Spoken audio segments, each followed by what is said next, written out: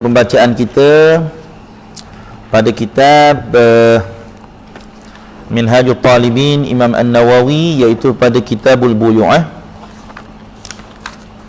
Naam, kita menyambung pada matan wasyaratul aqidi. Wasyaratul aqidi iaitu syarat-syarat orang yang berakad. Bila sebut kata orang yang berakad, maknanya di sini adalah al-ba'i wal mushtari, iaitu orang yang menjual dan juga orang yang membeli. Syarat dia, syarat orang yang berakad ni, orang yang dia nak membeli tu, apa syarat dia, apa kriteria dia? Orang yang nak membeli, apa kriteria dia? Wa syaratul aqid al-ba'i wal mushtari adalah ar-rushd, iaitu mesti bersifat dengan ar-rushd. Rushd ni, kalau ikut terjemahan dia, maknanya orang yang bijak, orang yang pandai. Jadi kata fuqaha yang dimaksudkan di sini, kata Syekh Khatib Syarbini, apa ar-rushd itu? Dia kata wa huwa an yattasifa bil bulugh. Ini mutaqaddimin ni, ulama-ulama mutaqaddimin. Dia kata siapa dia ar-rushd? Syarat penting bagi orang yang nak bermuamalah, ar-rushdu, iaitu seorang yang bersifat dengan baligh. Dia mesti ada baligh. Mana budak-budak kecil tak boleh beli, tuan-tuan, tak sah mazhab Syafi'i. Budak kecil, budak tak baligh, tak boleh beli. Selagi tak boleh, tak boleh beli. Dia beli kedai ataupun ayah dia suruh, tak sah. Ar-rushd, seorang yang bersifat dengan baligh, wassalah lidinihi wa mali, dan dia itu salah, orang yang tahu, orang yang baik pada urusan agamanya dan urusan hartanya. Ini definisi yang disebut oleh Syekh Khatib Asy-Syarbini. Apa dia ar-rushd yang disebut Imam Nawawi ar-rushd? Iaitu dia kata orang yang bersifat dengan baligh dan orang yang pandai urus agama. Dia dah boleh, dia tahu semayang itu wajib, dia semayang, dan juga dia tahu urus harta dia.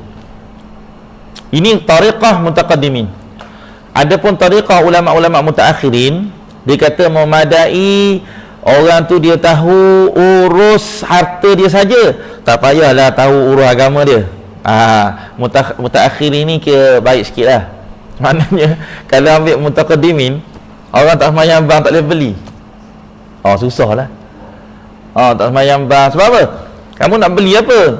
Kamu tak pandai nak beli ni, sebab agama bukan kamu tak boleh jaga. Soalan gitulah. Tak, kalau agama tak boleh jaga, banyak benda lah kamu tak boleh jaga dalam hidup kamu ni. Ini tariqatul mutaqaddimin. Ini yang kata apa, Sayyidina Umar, dia tak ambil pekerja-pekerja yang tak semayang apa.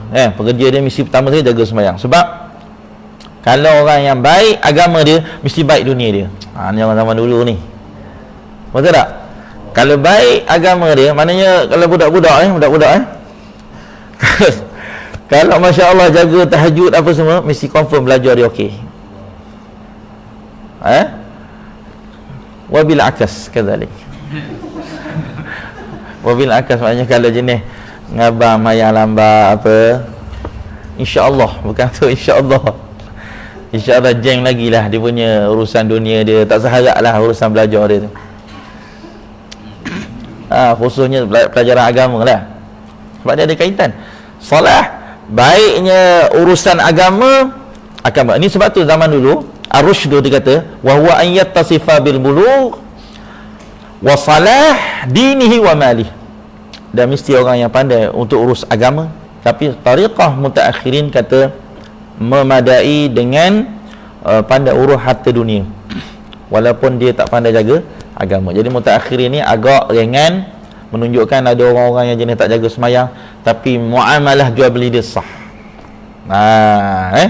Tapi nak ingat tu, ada ulama kata kena jaga agama. Pasal tu kita menjadikan kita kalau nak pergi beli barang, tengok juga orang yang agama dia. Kenapa? Sebab ada kaitan. Sebab insya-Allah kalau agama dia terjaga, insya-Allah dia punya urusan jual beli dia pun terjaga. Sebab tu tengok tu sebab itulah mesti confirm muamalah dia baik.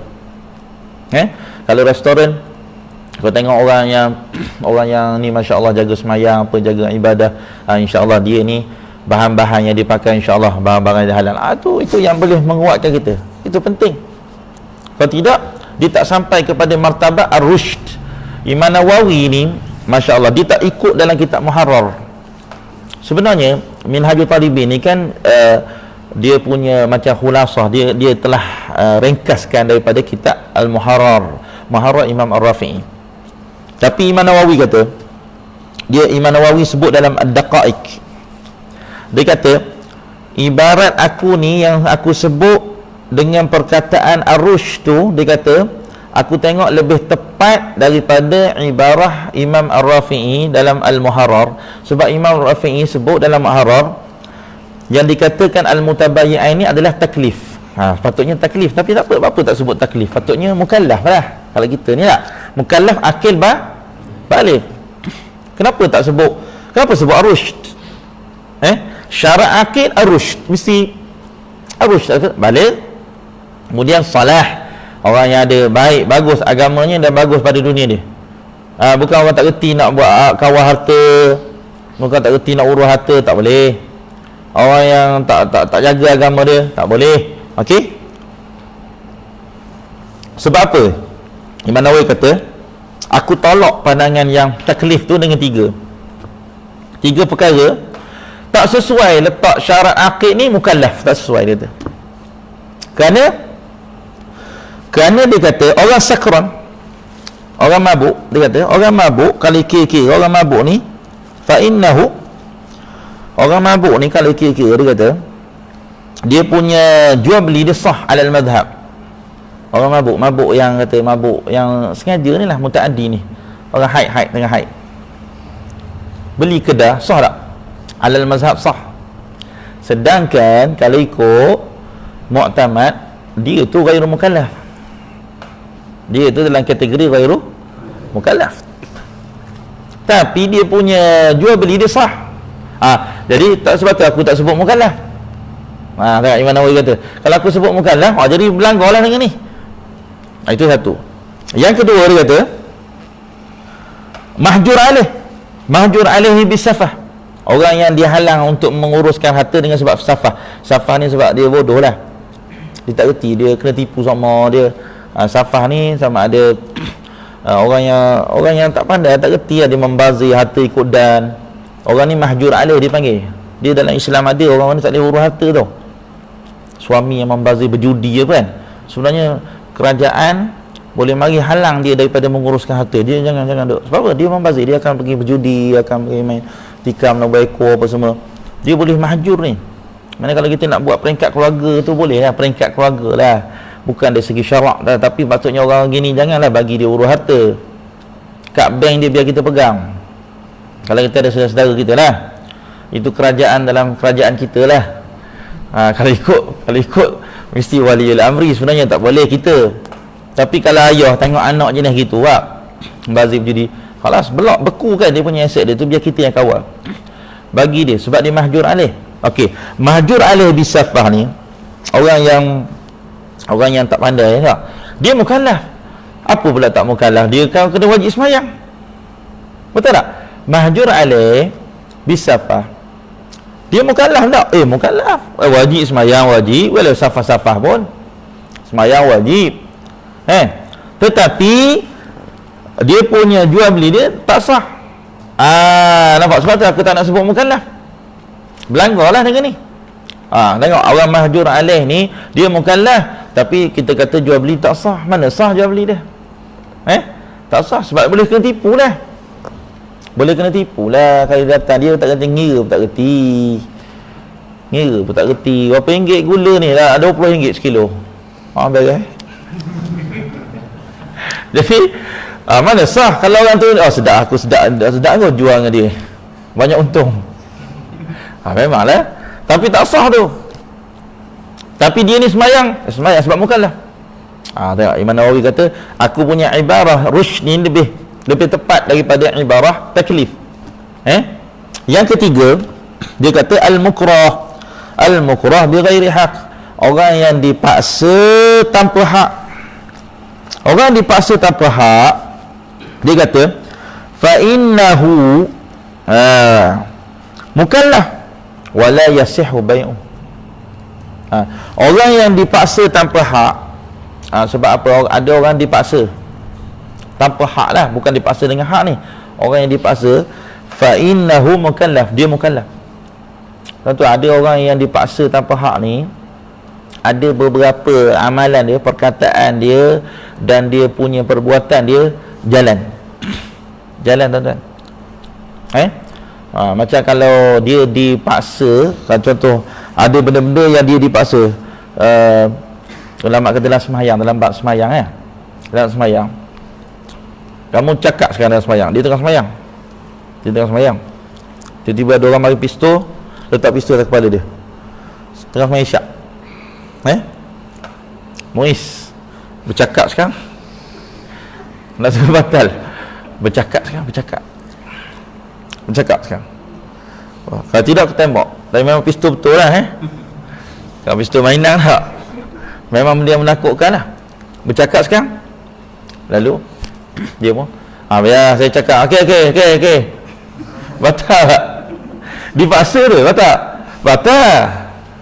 Ada benda orang mukrah ni, apa yang dia buat, sebab dia tu masih lagi pada had mukallaf. Tapi pada ketika tu wala yasihu bai'u, dalam bab jual beli tak sah. Dalam bab jual beli tak, kamu kalau tak beli ni, ada penjual paksa beli handset ni, tak mati lagi. Beli tapi tak sah, dia bimbang tak sah. Bila tak sah, tak jadilah pemilikan tu tak jadi. Nampak? Sebab tu Imam An-Nawawi dia lebih senang menggunakan istilah ar-rushd. Okey. Kemudian qultu, Imam Nawawi sebut qultu, aku kata ni Imam Nawawi lah dalam matan wa adamul ikrah bighairi haqq, antara syarat ni juga syarat apa? Syarat aqid ni, syarat orang yang nak berjual beli ni, dia tidak boleh dipaksa dengan tanpa hak. Mana bila kita kata paksa tanpa hak, tak boleh. Kalau paksa dengan hak, kalau paksa dengan hak sah. Faham tak? Ada orang dia ada hutang yang banyak, tapi dia ada duit, tak mau bayar hutang. Pemerintah boleh paksa dia. Kamu kalau tak jual, aku penjarakan kamu. Jadi tak apa, aku terpaksa jual. Kamu memang hutang banyak pun tak bayar, duit banyak tak bayar. Kepaksaan pada ketika ini adalah sah, dan jual beli pada ketika itu adalah sah walau dipaksa. Kerana itu adalah paksaan dengan hak. Yang tak sahnya paksaan tanpa hak. Okey, wala athara. Ni dia kata, kerana firman Allah, kenapa paksa tak boleh? Kerana jual beli ini mesti sifatnya taradhi. Illa an takuna tijaratan an taradhin minkum. Melainkan bahawa perniagaan itu adalah daripada bahagian meredai di antara kamu. Sebab tu ulama ada, semua perniagaan kita walau tak sah di sisi syarak hak hukum dunia, tapi kalau ada redha, macam kita kadang-kadang banyak muamalah kita sebenarnya ada yang tak sah.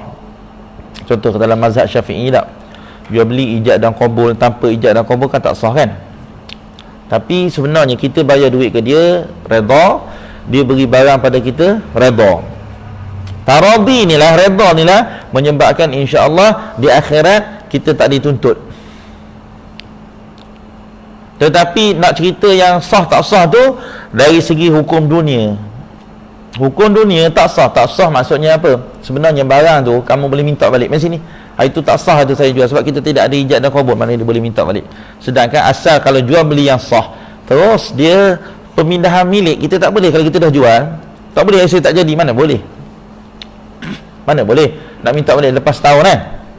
Saya nak balik tak jadi, mana boleh tak jadi. Kalau dah termeterai akad. Tetapi kalau di atas dasar redha, walaupun tak sah, ke akhirat sana tak ada tuntut dah. Maksudnya betul lah, tak ada dosa lah kamu pakai barang tu selama ni. Sebab apa?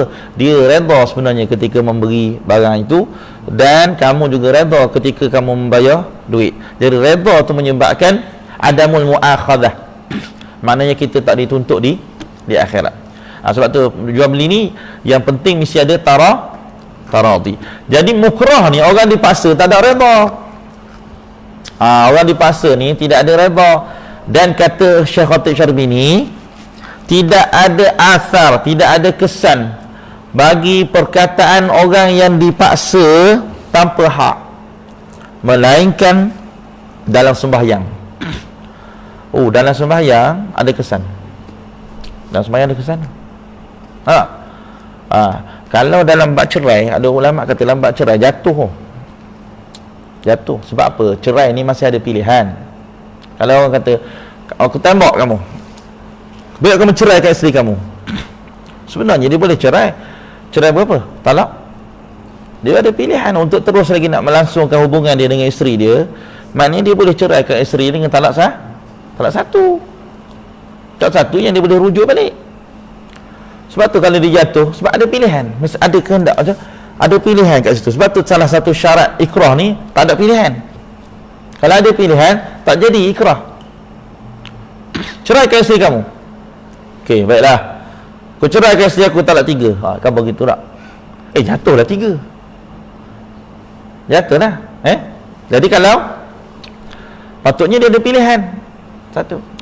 Sebab tu, tapi kalau lambat tidak ada kesan, dia kata tidak ada kesan perkataan orang mukrah ini melainkan dalam solat. Ini pada pendapat yang paling asah. Fatabtulus salatu, maka batal sembahyang dia. Dan tidak ada pada perbuatan. Contohnya ada orang dipaksa, dia kata orang dipaksa untuk buat sesuatu, tak ada kesan sebenarnya perbuatan dia. Jangan bimbang, tak ada kesan, melainkan pada ridha ada kesan. Contohnya ada seorang perempuan dipaksa, kamu sekarang ni tolong nyusukan anak aku ni, kadang aku tembak. Jadi dia susukan juga budak tu dalam keadaan terpaksa. Jadi anak susu tak ni? Jadi. Sedangkan perbuatan tu perbuatan yang dipaksa. Ridha. Apa lagi? Hadas. Dia sekarang ada wuduk tak? Sekarang ni membatalkan wudukmu, kentut sekarang. Contohnya, kentut sekarang. Moga tak kentut sekarang, aku tembak. Yelah, batal. Bukan dipaksa ke tu? Tak apa, memang ada kesan. Hadas. At-tahawul anil qiblah. At-tahawul anil qiblah ada kesan. Mana ya? Mu pusing sekarang qiblah, dia pun pusing. Batal. Batal salat dia. Wa tarkul qiyam fil fardhah ma'al qudrah. Wa tarkul qiyam maknanya kalau apa mu semain duduk sekarang, main zuhur, semain duduk sekarang, kamu semain dia aku tembak. Sedangkan dia mampu untuk berdiri, dia pun duduk. Ada kesan. Ada kesan pada perbuatan tersebut, jadi tak sahlah sembahyang walaupun benda itu adalah dipaksa. Wala yasihu syira'ul kafir al-mushaf. Tak sahlah membelinya orang wala yasihu di sini, wala yasihu syira'ul kafir. Tak sahlah membeli oleh orang kafir al-mushaf, akan orang mushaf. Maknanya orang kafir di sini wala orang murtad, tak sah kalau orang kafir jual beli tu tak sah. Tak boleh orang kafir beli Quran, walaupun dia beli untuk dirinya sendiri ataupun dia beli untuk orang yang sepertinya. Contohnya, aku beli, orang Cina beli, tapi nak bagi siapa? Nak bagi ke orang Cina juga. Itu tak sah. Yang sahnya, ada orang kafir beli, tapi dia nak beli untuk orang Islam. Okey, sah. Sebab apa? Ternafilah illah penghinaan terhadap Islam itu ternafi. Jadi orang kafir beli Quran ni, kita khawatir akan berlaku penghinaan kepada Quran. Jadi kita kena jaga Quran ni sesuatu yang diagungkan oleh Allah Subhanahu Wa Taala, justru kita kena jaga. Sebab tu kata ulama tak sah. Jadi tak boleh beri. Dia kata walaupun kalau tak jual pun tak haram. Ulama kata kita beri orang kafir ni, kita beri dia hibah ke, secara wasiat ke, sekala apa tak boleh. Kalau ikut asal hukum tak boleh, tak sah. Wala kutubul hadis pun tak boleh beri. Kitab hadis, atharus salah, kitab tasawuf, tak boleh beri sebenarnya kepada orang kafir, kerana di situ sesuatu yang bawa pada penghinaan. Cuma ada khilaf lah, ada khilaf sikit sebahagian ulama menyatakan apabila di sana ada rojak, ada harapan bahawa dia ni insya-Allah dia ni orang kafir yang baik, insya-Allah kalau saya bagi dia ni mushaf ke apa ni, insya-Allah dia ni akan lebih dekat kepada Islam contohnya. Di situ ada sebahagian ulama membenarkan. Kalau kita yakin zon kita bahawa dia tidak akan bawa penghinaan kepada Al-Quran dan kita mempunyai harapan yang kuat supaya dia dapat masuk Islam. Tapi asal banyak perbahasan ulama tak benar kan? Tak benar kan apa untuk diberikan kepada orang-orang kafir. Walaupun kita hadis ke kita tarikh, kita sejarah, ulama-ulama kita tak diberikan kepada orang-orang kafir. Nah, kemudian kata Syekh wal muslima fil azhar. Wal muslima di sini maknanya wala yasi'ataf tu, wala yasihhu syara'il kafir, tak sah membeli oleh orang kafir. Al muslimah di sini bukan orang Islam, al abd, iaitu hamba yang Islam. Ni cerita hamba lah. Contohnya kita ada hamba Islam, nak jual hamba ni, hamba boleh jual, boleh tak jual pada orang kafir? Tak boleh. Itu pun ihanah juga, tak boleh, sehingga bawa penghinaan kepada Islam. Walan yaj'alallahu lil kafirina 'alal mu'minina sabila. Sekali-kali Allah Ta'ala tidak menjadikan pada orang kafir ni ke atas orang mukmin sabila. Mana boleh orang kafir menguasai orang Islam? Mana boleh, asal tak boleh. Kalau kita belajar bab itu, kita dalam Bajuri kan, bab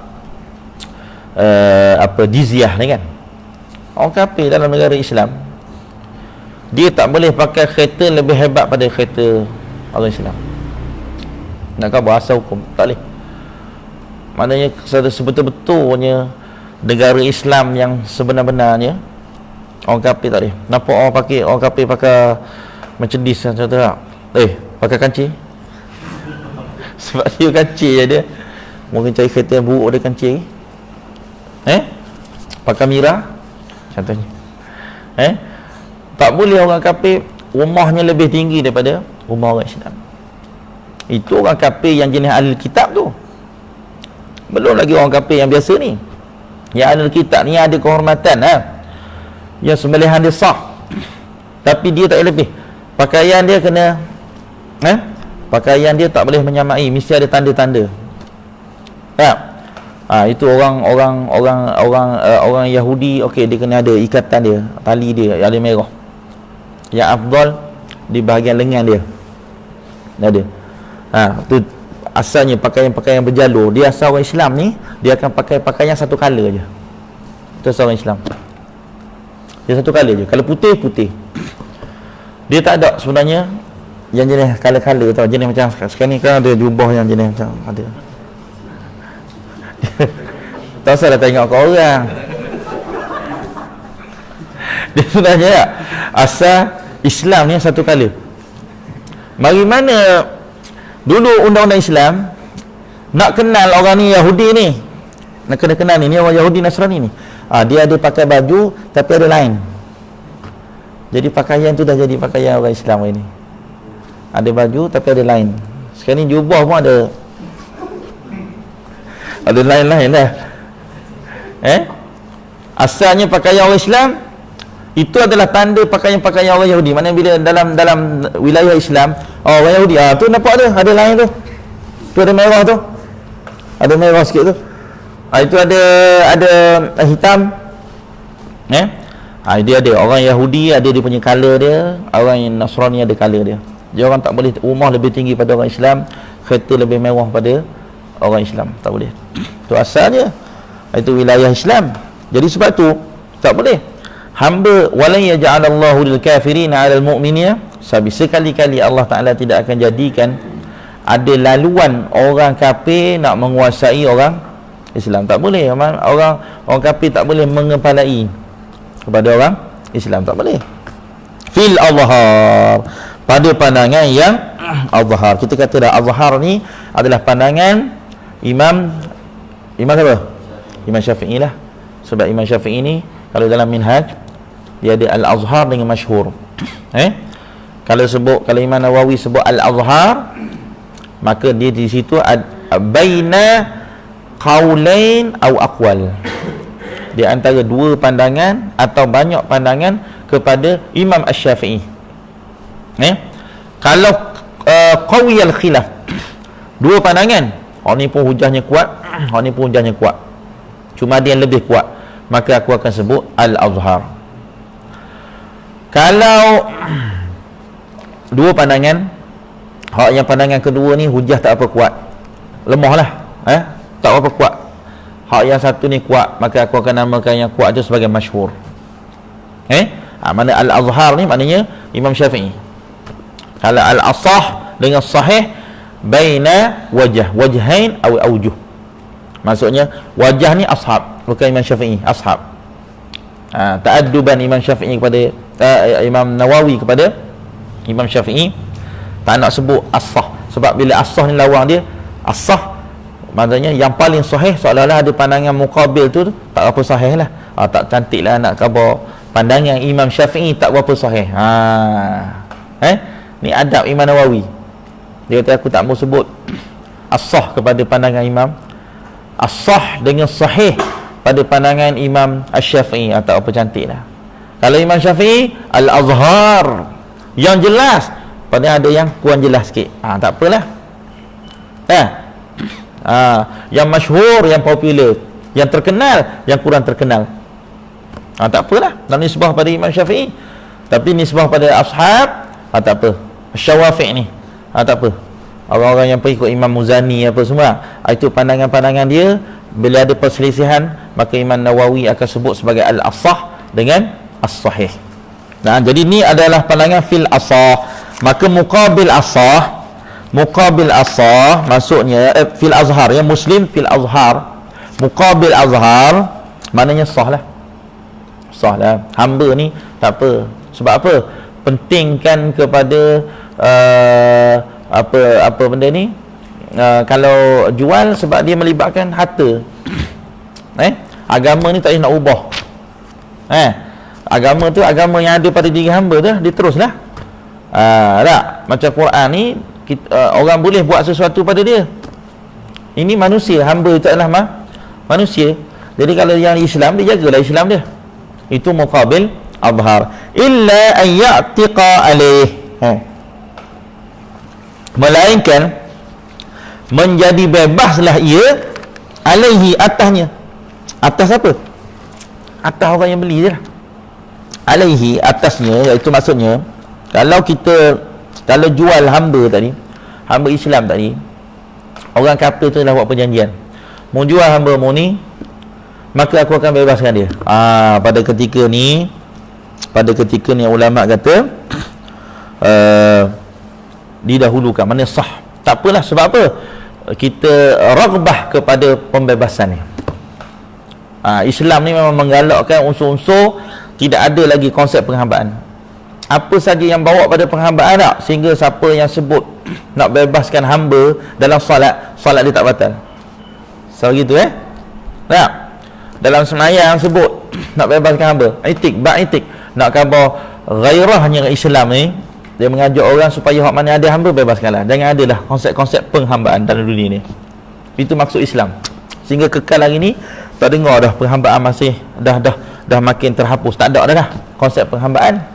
Jadi kerana itu maksud Islam dari awal lagi. Nak semua orang yang hamba ni dimerdekakan. Maknanya kalau ada hamba Islam bawah kita, ada orang kafir nak beli, dia nak beli tapi dia nak bebaskan, maka pada kita sah untuk kita jual hamba tersebut. Illa an ya'tiqa alaihi fayasihhu fil asah, maka sahlah jual beli itu pada pandangan yang paling asah. Nampak? Kenapa? Kerana diikuti, bila diikuti dengan pembebasan, maka tak ada izlal lah, tak ada penghinaan lah. Sebab apa? Hamba tu nanti orang kafir tu bebas, tak ada penghinaan lah. Wala harbi silahan, dan tidak sah menjual kepada orang kafir harbi akan silah iaitu senjata, tak sah. Kita jual kita jual senjata kepada orang kafir. Orang kafir harbi lah. Jual ke Cina maknanya sah. Kita ada kedai hardware tak? Jual tukur, jual apa, sah. Okey, jual apa benda? Jual apa, pisau pada apa perampok. Jual gaji besi tu. Hak gaji gerigi rumah ni.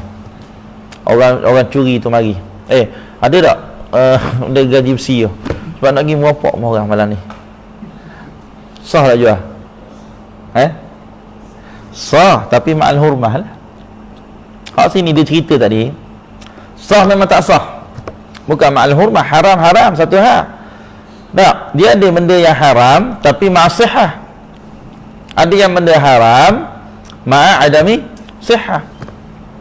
Maknanya kalau ada orang nak pergi merampok, hukum jual padanya haram, tapi jual beli tu sah. Sebab dia i'anah, dia membantu kepada satu maksiat. Man a'ana ala maksiatin wala bi syatril kalimah kana syarikan lahu fiha. Jadi tak sah ulama kata kalau kepada orang kafir. Wala yasir syira'ul harbi silahan kasayf wa rumuh. Apa sajalah alat-alat perang, alat-alat yang biasa digunakan untuk perang, pada ketika itu ulama kata tidak sah. Wallahu ta'ala a'lam. InsyaAllah kita akan masuk pada walil mabi', iaitu syarat-syarat mabi' pula. Syarat-syarat mabi' iaitu syarat-syarat barang. Ini kita bahas tentang syarat-syarat aqid, iaitu syarat-syarat orang yang berakad. Ini kita akan masuk pada bab yang seterusnya. Walil mabi' syurutun, bagi barang-barang jual beli ni ada syarat. Amda barang yang boleh jual, amda barang yang tak boleh jual. Wallahu ta'ala a'lam. Baik. Bismillahirrahmanirrahim. Allahumma faqihna fid din, Allahumma faqihna fid din. Allahumma zidna ilma warzuqna fahma. Allahumma zidna ilma warzuqna fahma. Allahumma zidna ilma warzuqna fahma. اللهم افتح علينا فتوح العارفين. اللهم ارزقنا فهم النبيين. ربنا آتنا في الدنيا حسنة وفي الآخرة حسنة وقنا عذاب النار.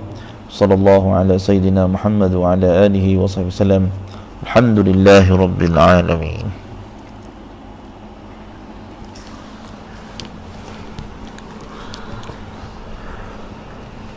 Ini apa ni? Ya.